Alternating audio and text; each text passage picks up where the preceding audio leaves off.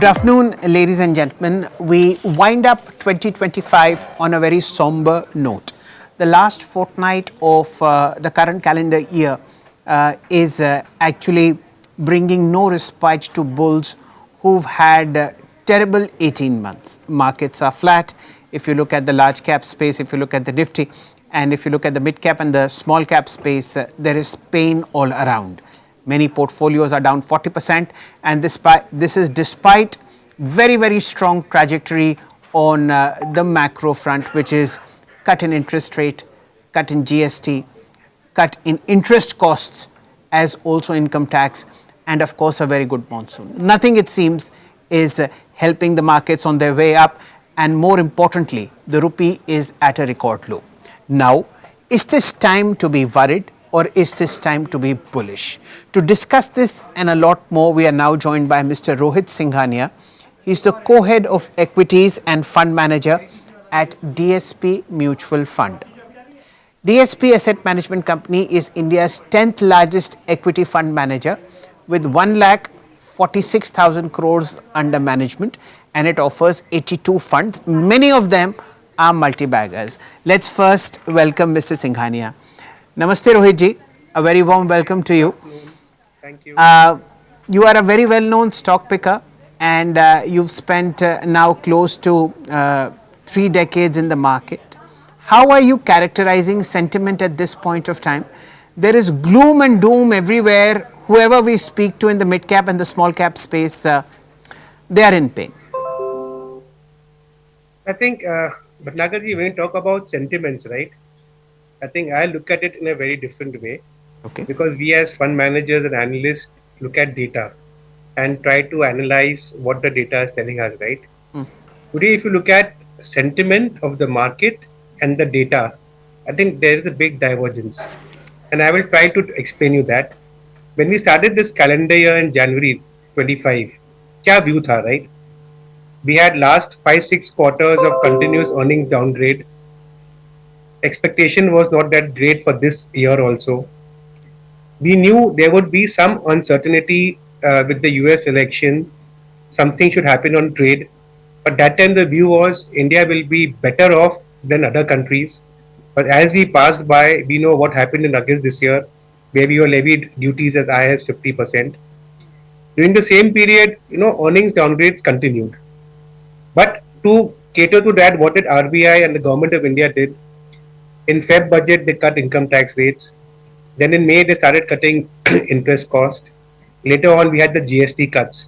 So when I put these data into confluence, right, the data wasn't that great. It was not showing you that great expectation. But what I'm telling you is sentiments, right? As an investor, as a fund manager, and a lot of people whom I speak to, right, we have seen 12, 15 months of no returns. We have seen worse things happening to the economy, but nothing has happened to the market. Plus the domestic flows, what we have seen continuing over the last more than 3 years. I think I would say that sentiment in one's mind or head, eventually things will drive, things will improve. I think that is what has led to, the markets where we see today. Had the sentiments not been as good or as high they are, I think probably we could have seen lower returns this calendar year per se. So when I say sentiments and actual data, there's a big difference, sir. Yes, I understand, Rohitji, but you see, we entered 2025 with a very go-go momentum in the market. Last 4 years had been fantastic. Last 8 had been phenomenal. Everybody and his mother, including his driver, and everybody at home who help us in living our lives better, had made tons of money. Now we are at a situation where portfolios are not looking good.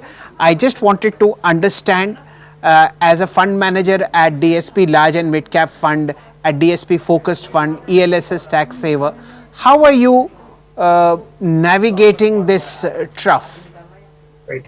I think in this kind of an environment is very important for a money manager to stick to basics. And what is basics for us is understanding stocks, understanding businesses, understanding valuations and risk. Because what happens during this period of time is the news flows are a lot.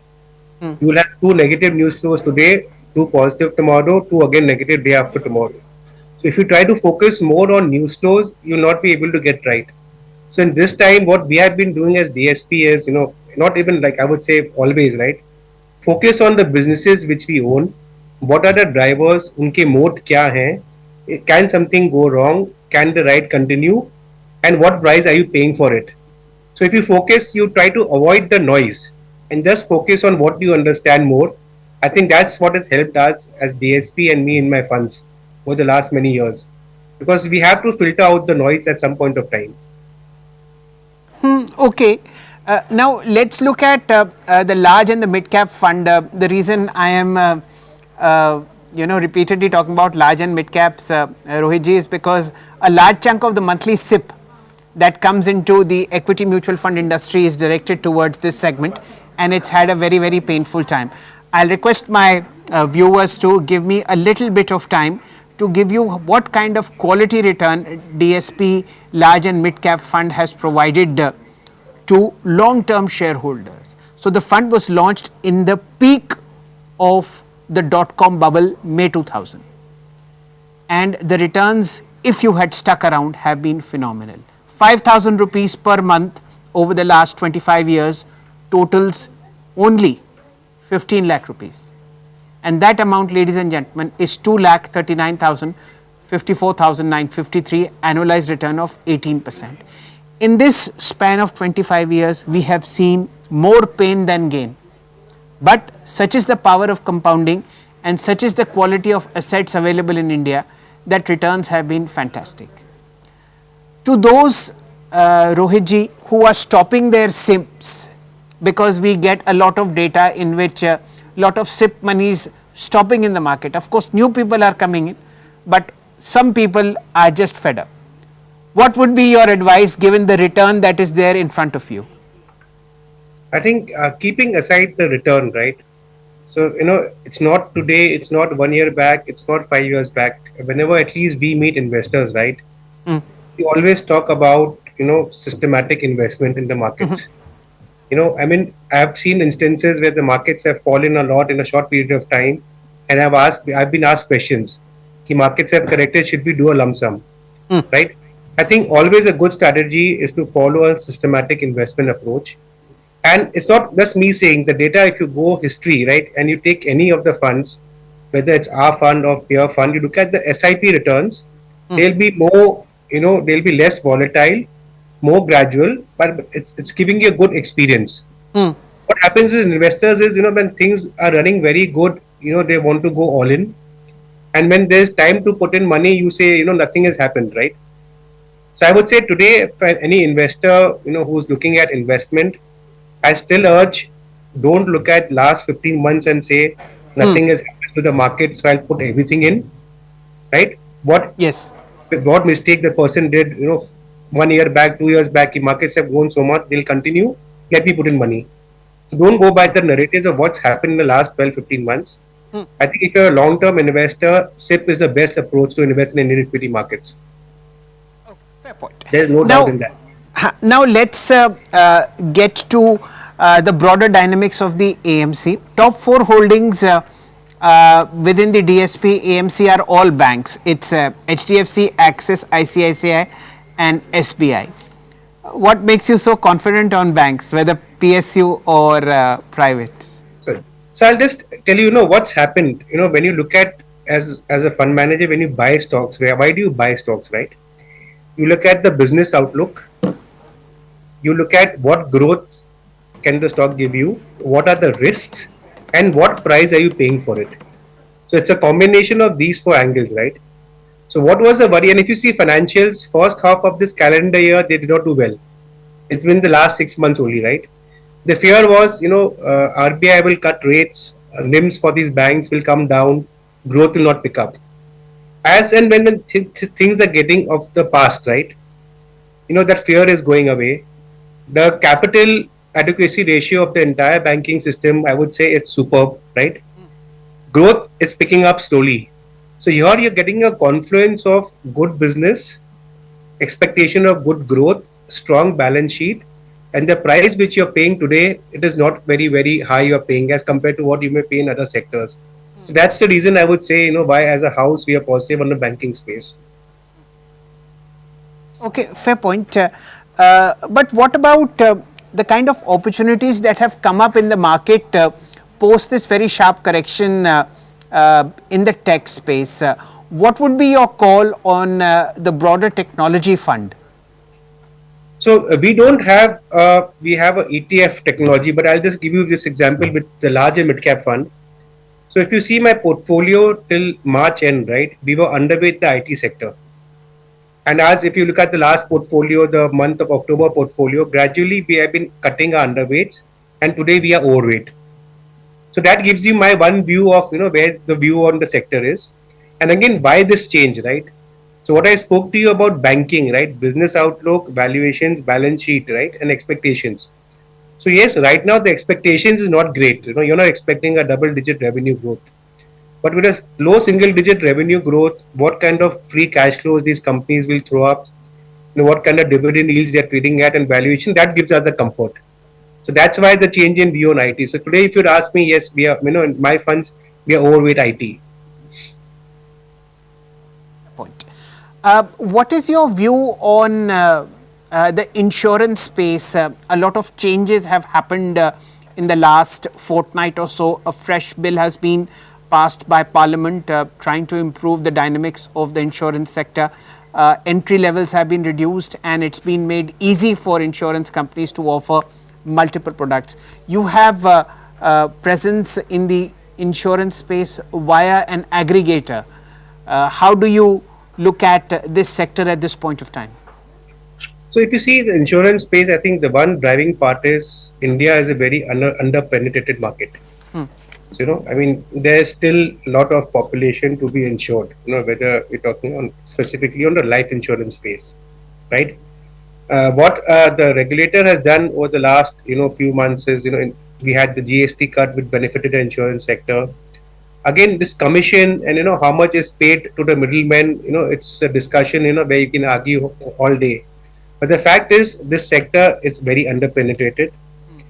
The regulator understands this.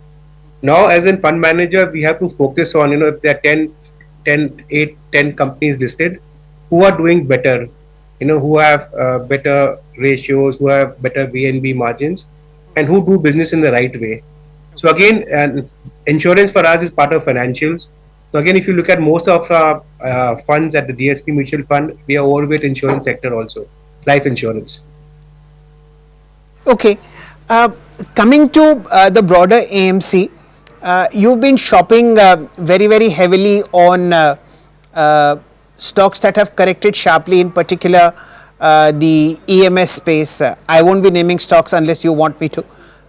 You've made an entry into a mutual fund, a back-end company in the capital markets sector. There have been new additions in the form of, a small PSU bank. If you could just explain the logic of making, PSU banks as an attractive theme over the last 1 year, over the next 1 year or so. So, I would try to answer it, again, whether it's a PSU bank or it's a private sector bank, what drives is certain, economic activity, how they are growing and how their balance sheets are taken care of and asset quality, right? So, why we talk today so much about public sector and private sector is the period 2015 to 2020, we had a very bad corporate NPA cycle, which the public sector banks were far, far more impacted than the basket of private sector banks.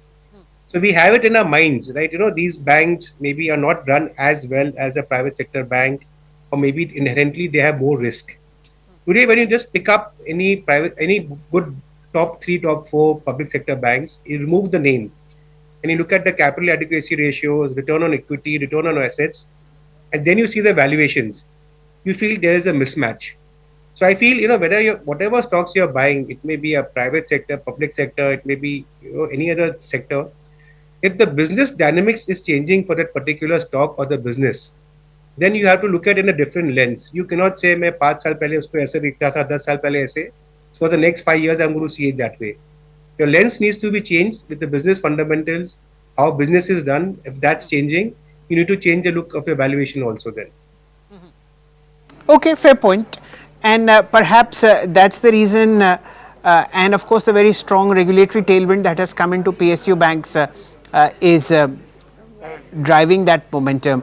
The fourth biggest stock, ladies and gentlemen, in the DSP AMC portfolio by value is State Bank of India. One word on the top 20 stocks by value in your portfolio. Of course, they are linked more or less to the Nifty, except for one or two very obvious names, which is Coforge, Ipca Labs, and Samvardhana Motherson. Is this a strategy to be aligned to the main index? I would say no, because when you look at our fund, when you look at a top 100 fund, when you look at a flexi cap fund, the large and mid cap fund which you're talking about, ELSs, we have a good active share in the funds, in all the funds. So most of our funds have got good active share versus the benchmarks. So the starting point is not to see what is in the benchmark, what can I own. If we decide, for example, since you're talking about State Bank of India, right? I mean, I'll just give you an example. So we as a analyst, as a fund manager, we think we like State Bank of India. The four reasons I gave you: business outlook, valuations, growth, balance sheet, and this stock should be bought in the portfolio, right? Then the sizing depends upon if the stock is a benchmark weight. Because if I'm really like the stock, I like the business, and I think this will give me returns. If I don't buy a significant higher weight than what my benchmark has, what am I doing, right?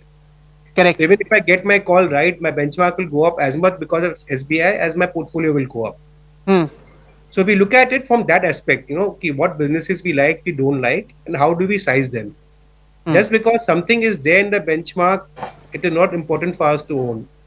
I mean, there are many stocks in my benchmark which I don't own and not been owning for long periods of time. It's again the business fundamentals, how we see it, and then we decide on the sizing depending on benchmark weight. Benchmark So, weight is not a driver okay. independently. Okay, this is very interesting point you mentioned, because the next stock in the list is Infosys, and maybe the sizing opportunity here is phenomenal, given the fact that there is a lot of margin of safety. All time high on Infosys is way above than what it is now. Where have position sizes been increased in the last 2.5 months, when the market has given opportunity to fund managers such as like you to add at lower levels? So I think ours is a very open book. Every 7th to 8th of the month, our portfolio gets published, right? So if you look at our November portfolio, October portfolio, right, you see in certain financial, in certain IT names, we have added weights. And that's what when I spoke to you about a view, right? That's I would say these two are the spaces where most of our funds have added weights in the last 2-3 months. So IT is a consensus call. So we'll I take don't it. know whether it's a consensus or no. When we have internal debates, right? I meant within DSP. For few of us, yes, yeah, Yes. not Okay. all. Perfect. Yeah. Fair point. How about the popular trade, which is the internet space? Lots of stocks have given supernormal returns, all of 24, 25. Some of them find mention in your portfolio. How do you see this as an overall space for returns over the next 2.5, 3 years? I think I would not like to generalize the internet space. I think what we do is try to understand individual businesses, because one business has got different drivers than the other, right? Just because they fall into that category, we try to name them together. I think whatever businesses we are invested in the so-called internet space, which the market categorizes them into, I think one is the path to profitability, understanding about the competition, about what is it today, can it go up, go down in the future, right? And some stability when we meet the management on how they think about growth, how they think about valuations. So I think first is understanding of the business, because I'll give you my example. Like 2-3 years back, it took me a lot of time to just understand businesses, because coming from the market where we look at profits and where there are no profits for next 2 years, how do you value? How did you understand the business? It's good or bad, right? If you'll say it's a negative ROE company, 5 years back, people used to, they would smile at you. Why are you even looking at it, right? But things have changed. So for us, is understanding how the business is going to grow, competition, right? How the competition is going to behave. And then if you have the comfort on both, then you say, okay, I'm willing to take bet on this promoter and this business. There are a lot of internet businesses we haven't owned for the last 4 5 years, and we still don't own them because वो समझ में नहीं आता कि what kind of growth they can give, what the competition can do. So if I understand on growth and competition, I'm happy to own them. Rohit जी, अगर आपको investment business समझ में नहीं आएगा तो बाकी लोगों का क्या होगा? 20 It साल takes से time, sir. आप Sometimes it takes time to understand, right? And you have you to are accept it. You are being extremely modest. नहीं. ऐसा नहीं, आपके रिटर्न से ही पता चलता है. मैं एक बहुत इंटरेस्टिंग बात बताता हूँ अपने दर्शकों को. डीएसपी फ्लेक्सी कैप फंड, जिसे हम पहले डीएसपी इक्विटी के नाम से जानते थे, 28 साल की यहाँ पर एक इन्वेस्टमेंट हिस्ट्री है. ये फंड अप्रैल 1997 में लॉन्च हुआ था, और अगर आप तब से इसमें एक सिंपल 5,000 रुपये का सिप भी करते तो वो 16,80,000 रुपये आज 3,71,00,000 रुपये होते, 18% कंपाउंडेड. सो यू नो,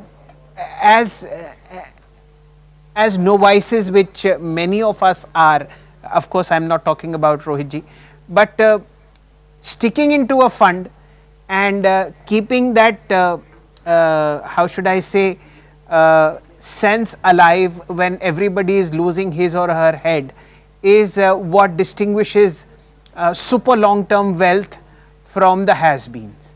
और 5,000 रुपये हमेशा सबके पास फ्री रहे हैं. अगर आपने वही जोड़े होते 20, 25, 30 साल, तो वो जो एक मिल्कियत तैयार होती है वो देखते ही बनती है. Rohit ji, how worried are you about the rupee? I think if you would ask me this question 9 months back, 12 months back, I would pay a lot of focus to this question and say, because, rupee in our heads is a big thing, big, fast depreciation or fast appreciation. जी. But when I see recently what's happened in the last 6 months, right?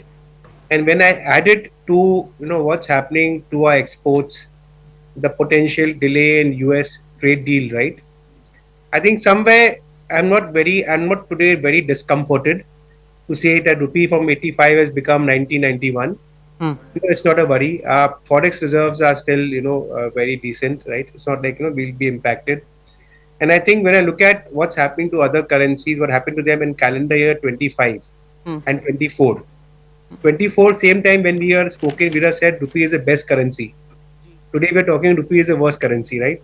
So again, it's cycle. With that, we have had concerns of trade deal. If trade deal doesn't happen, how to make our exports more competitive, right? So I would say right now, if you'd ask me, the 1991 doesn't worry me, because somehow it gives some cushion to our exporters, one. And two, when I look at the government macros, oil at $60, $62 where it is, so again, it's a confluence. Agar it's सब उल्टा होता, you'd have had oil at a higher price, so then it's a worry, right? But this confluence, I think 90 doesn't worry me, sir, right now. चलिए, that's heartening. And finally, Rohit ji, before we bid you goodbye, this fear in the market about Japanese bond yields, plus the unraveling of potential unraveling of the yen carry trade globally, how would you comfort long-term investors in Indian mutual fund to how to navigate this? रोज हमारे पास एक नई परेशानी आ जाती है जीवन में, जो एक शूल की भांति चुभती है, और रिटर्न वैसे ही नहीं आ रहे. इन परेशानियों से कैसे निजात पाई जाए? So, I mean, let me be a little blunt over here, sir. As I said, there's a lot of noise. There'll be a lot of noise every time, correct? Now, since you mentioned about yen carry trade, right? So my question to that person would be, कि how much is that benefited India? जी. Last 2 साल में तो FIIs ने FPIs ने पैसा निकाला ही है. जी. अगर कोई बोलता है मैंने बहुत पैसे डाले and this money has come because of yen carry trade, so we have benefited. So had we first benefited out of it? Really? So I don't think so, right? But yes, when you look at globally, even I was reading an article 2-3 days back in one of the magazines, right? तो बाकी की जो emerging market currencies हैं ये साल, like it spoke about Mexico, Brazil, Hungary, Polish, and Indonesia, right? जी इन सब की currencies इस साल काफी अप्रिशिएट हुई है डॉलर से. जी So that article spoke about the carry trade by people, borrowing into dollars because the rates are lower ji and investing into currencies have benefited.